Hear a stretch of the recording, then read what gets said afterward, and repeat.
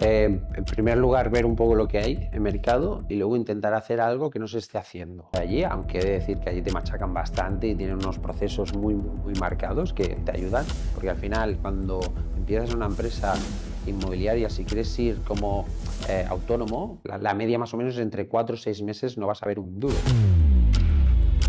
Bienvenidos a un episodio más de Cultura Inmobiliaria. Hoy tenemos a Marc Daniel. Hola Marc, ¿qué tal? ¿Cómo estás? ¿Qué tal, Marc? Muy bien, muchas gracias. Estoy fenomenal y muy agradecido de que me hayáis invitado a vuestro pedazo de podcast. Claro que sí. Marc es uno de los perfiles más creativos que conozco yo en el sector inmobiliario en España y por eso lo tenemos aquí. ¿Quién es Marc Daniel? Bueno, Mar Daniel es segundo de 4 hermanos, hijo de padres sordos, un culo inquieto por naturaleza y llevo unos 11 años dedicándome al sector inmobiliario.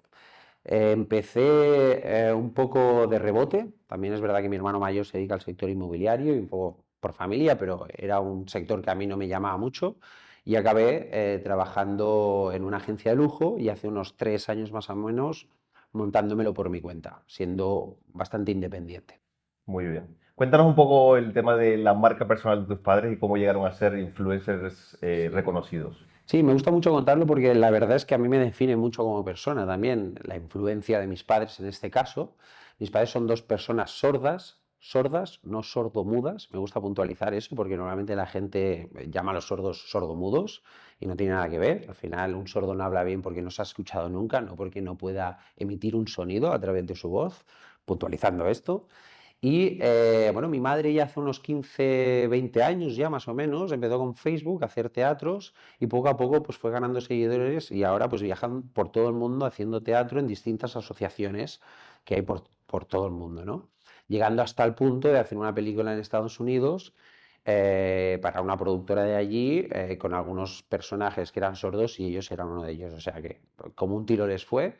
Siguen viviendo de eso, de hecho, mi padre se jubiló y se juntó con ella y un poco para que os hagáis una idea, lo que hacen son historias tipo escenas de matrimonio, ¿no? Entre que discuten, tal, igual. Y así ven ellos influyendo en este aspecto, la verdad, y súper bien. Qué interesante. Supongo que también ya sabes el lenguaje, ¿no? ¿Sabes el lenguaje? ¿Nos podrías decir Claro. una frase aleatoria? Hola, mi nombre es Marc y mi signo es M de Marc. Qué Wow, bien. wow. Gracias por haberme invitado aquí. Gracias. Brutal, brutal. Marc, ahora vamos al tema inmobiliario, ya Fantástico. pues vamos al grano. Perfecto. Quería saber, para cuando vamos a comprar una casa, para Ujú, invertir, ujú. ¿tiene que ser que nos guste a nosotros o miramos el hecho puro y duro del dinero?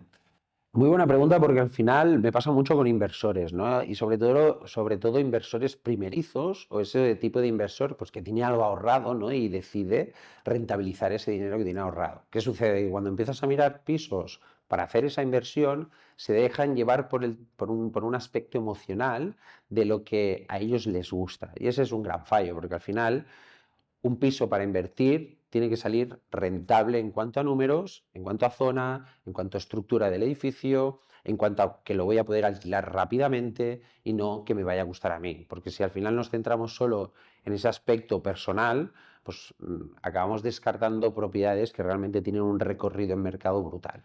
Así que hay que guiarse por los números cuando se trata de una inversión inmobiliaria. A mí me pasaba cuando hablaba con amigos, que yo como trabajaba en el sector inmobiliario también, hablaba con amigos y les decía, mira esta oportunidad, es increíble, y me decían, no, es que no me gusta el piso, pero es que no tienes que mirar eso, tienes que mirar la rentabilidad, lo que te va a dar cada mes. Totalmente, totalmente. Hay que buscar una rentabilidad, normalmente se busca una rentabilidad a partir de un 5%, eso suele ser lo ideal, hablando de alquiler, y luego en compra-venta pues intentar rentabilizar entre un 35, 30% en un buen caso, ¿no? En el mejor de los casos, en compra, reforma y venta. Perfecto. Vamos con otra pregunta que me gustaría hacerte.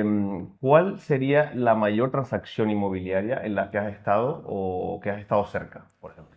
A nivel de volumen económico, por llamarlo de alguna manera, aquí en Rambla Cataluña, en el 2019, trabajando para otra compañía, hicimos una venta de un ático donde el precio metro cuadrado estuvo en 14.000 euros, que en esa época era bastante elevado. Ahora hace poco se vendió una aquí en Paseo de Gracia por 61.000 euros metro cuadrado, un ático de 40 millones, pero por eso, comparándolo con eso, eso destaca mucho más. Pero en esa época esa fue la transacción con un volumen económico bastante elevado. Pero antes de profundizar en esto, me gustaría comentar, porque muchas veces lo que más nos llama la atención es la transacción económica más cara que hemos vendido, pensando que a veces el beneficio de nuestros honorarios van a ser pues, igual de mayores, igual de grandes, ¿no? Normalmente cuando vendemos algo de 3 4 millones, el porcentaje no es de un 5%, suele ser de un 1,5, 2, un 3, muy raras veces, ¿no? Entonces, a veces, con operaciones mucho menores, sabiendo un poco saber qué es lo que quiere el vendedor o el comprador, podemos llegar a incrementar incluso nuestros honorarios. O sea, cobrar más con operaciones incluso más pequeñas. Por poner un ejemplo, tuve una propiedad que tenía mucho patrimonio y necesitaba vender un piso rápidamente, en un mes y medio. Ese piso estaba ocupado con un alquiler vitalicio, que se llama, que es que hasta que no fallezca esa persona, pues el piso va a estar ocupado. Sí que es verdad que era una persona de una edad avanzada, pero ese propietario necesitaba venderlo en un plazo muy determinado. Y me dijo, mira, Mar, si me lo vendes en este plazo, yo te doy 50.000 euros. Y yo dije, ok. Entonces, en ese plazo de tiempo le conseguí un comprador al precio que él deseaba, un inversor, y así gané pues, esa cantidad con un piso valorado en 450.000 euros. O sea que al final muchas veces es saber un poco el trato que puedes llegar o más que el trato, solucionar un problema urgente de alguien en concreto, pues te puede llevar a veces a cobrar más honorarios que hacer una venta de una propiedad de 30 millones donde están cobrando igual seis personas que están en medio, pues el abogado, el administrador de fincas, otro agente, entonces bueno, al final se tiene que partir mucho el pastel, igual no ganas tanto, ¿no? Por eso un poco el mensaje es que las transacciones elevadas, por lógica, suelen tener un beneficio mayor en cuanto a honorarios, pero no tiene que ser siempre así. Uno se puede ganar muy bien la vida vendiendo pisos de 100.000 euros o vendiendo pisos o edificios de 3 o 4 millones. Pero las dos son igual de válidas y uno puede ganar más dinero incluso con el precio menor. Y ese es el mensaje un poco que quería dar. Nos ha quedado claro y espero que tomemos nota. Esa sería la mayor transacción que has hecho, ¿no? La mayor transacción que he hecho fue la de, Digamos de comisión hablo, de honorarios, sí, en este caso. Curioso porque hemos conocido a un Marc detrás de cámaras, ¿no? Muy pasional, muy altruista, con un pasado y un presente súper interesante, ¿no? Pero por otro lado, el sector inmobiliario es muchas veces lo contrario, ¿no? Un sector súper cuadriculado, puramente financiero, donde hay mucho tiburón. Y en cierto modo, queríamos preguntarte, ¿tú estás en este sector por pasión o por dinero? Por pasión, por pasión. El dinero al final, en todos los sectores, yo creo, al menos desde mi punto de vista, se vuelve en un tema secundario, cuando ya empiezas a tener cierta estabilidad económica. No nos equivoquemos. Cuando no hay dinero, lo más importante en la vida es el dinero. Pero cuando tienes ya cierta comodidad, que para mí la comodidad es tener un plato en la mesa, tener un techo donde vivir, poder permitirme ciertos lujos, y con eso ya, que ciertos lujos son poder comprarme un poquito de ropa, algún viaje de vez en cuando, y ya, para mí eso ya es tener calidad de vida. Cuando esto está cubierto, el dinero ya para mí se queda en un segundo plano. Por lo tanto, tú tienes que dedicarte en algo que te llene, que te levantes cada mañana y digas, oye, me apetece hacer lo que voy a hacer, que es a lo que me dedico, ¿no? Entonces, me encanta el sector inmobiliario en primer lugar porque conoces personas. A mí se me preguntan, ¿cuál es mi hobby es conocer personas, conocer la vida de otras personas. Es algo que me encanta. Entonces, llevar un hobby a una profesión, pues es maravilloso. Luego me encanta lo que es la decoración, la arquitectura, sobre todo la de aquí de Barcelona, porque todo lo vintage, todo lo antiguo, todo lo que tiene historia real, me encanta. Entonces, mezclo eso, conocer gente y luego también la parte un poco artística o creativa, haciendo mis vídeos, conjuntamente con la arquitectónica, pues hace que se convierta en un sector que a mí me apasiona.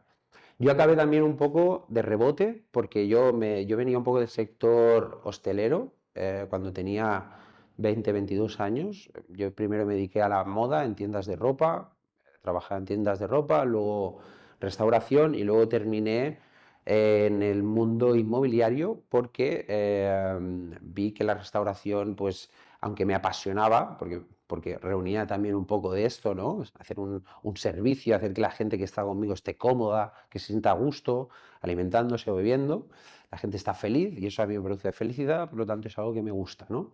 Pues bueno, llegó un punto que decía, bueno, yo no quiero trabajar cuando todo el mundo está de vacaciones y entonces ya se volvió un poco en el gran hándicap, ¿no? Y por eso decidí dedicarme a un sector que me permitiera pues tener libres los fines de semana, pues para poder compartirlo con mi pareja en ese momento.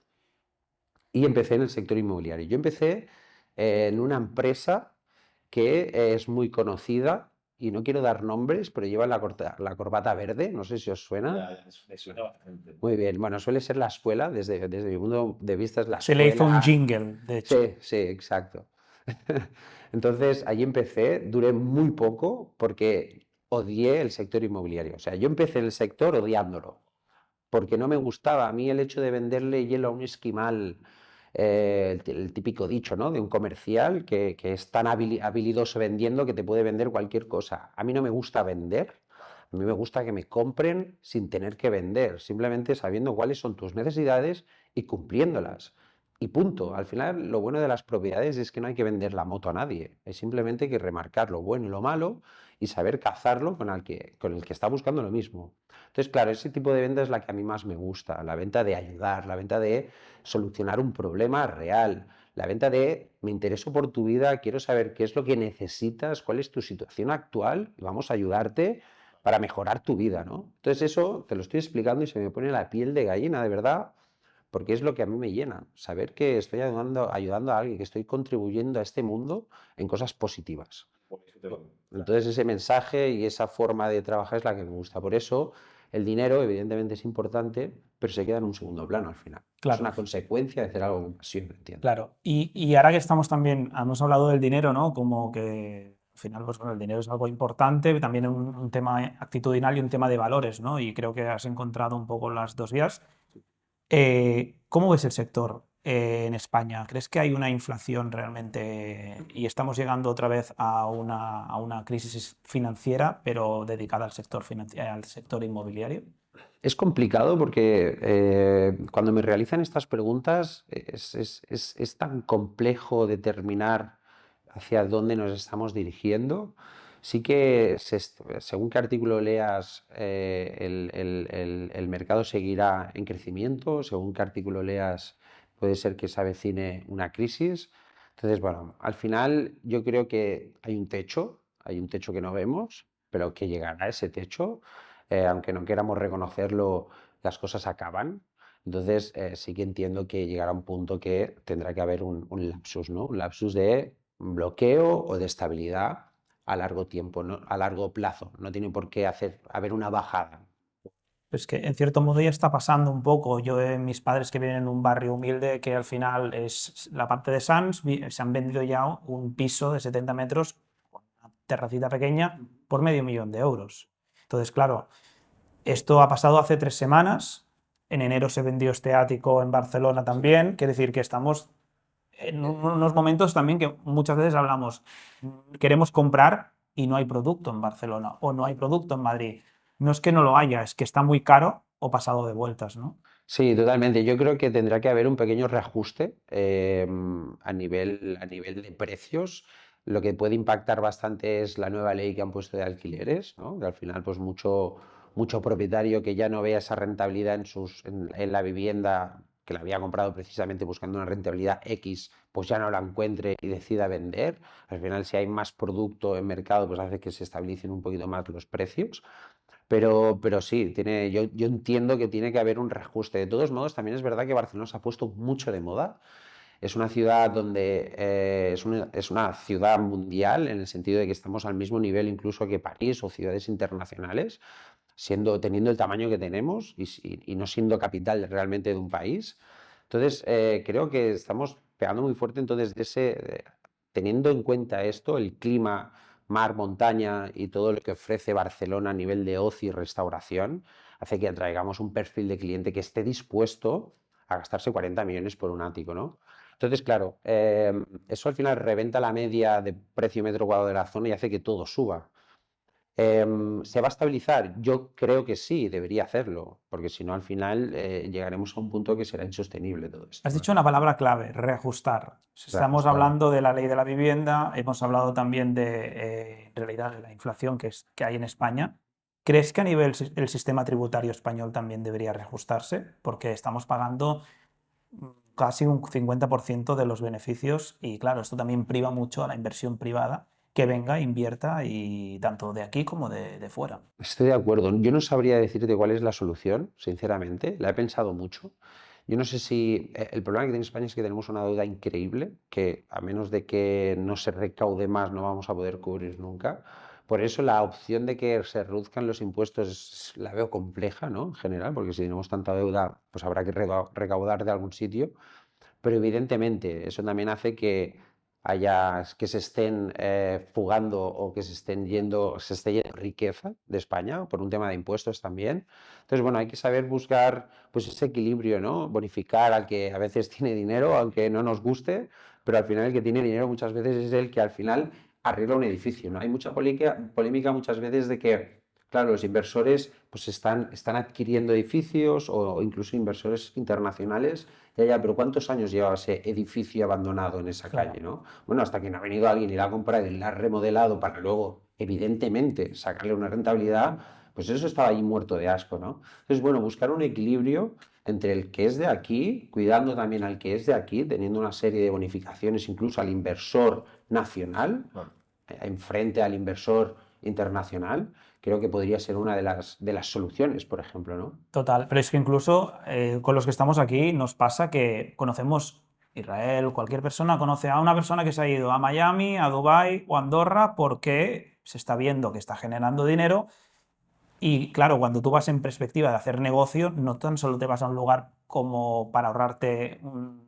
dinero al final de mes o al final del año, sino también en las posibilidades de inversión. No es lo mismo poder tener tu empresa en Barcelona hoy, invertir después, diversificar tu dinero, que hacerlo en Dubái, en Miami o en Andorra, ¿no? Y son los casos un poco que se están comentando. Sí, sí, también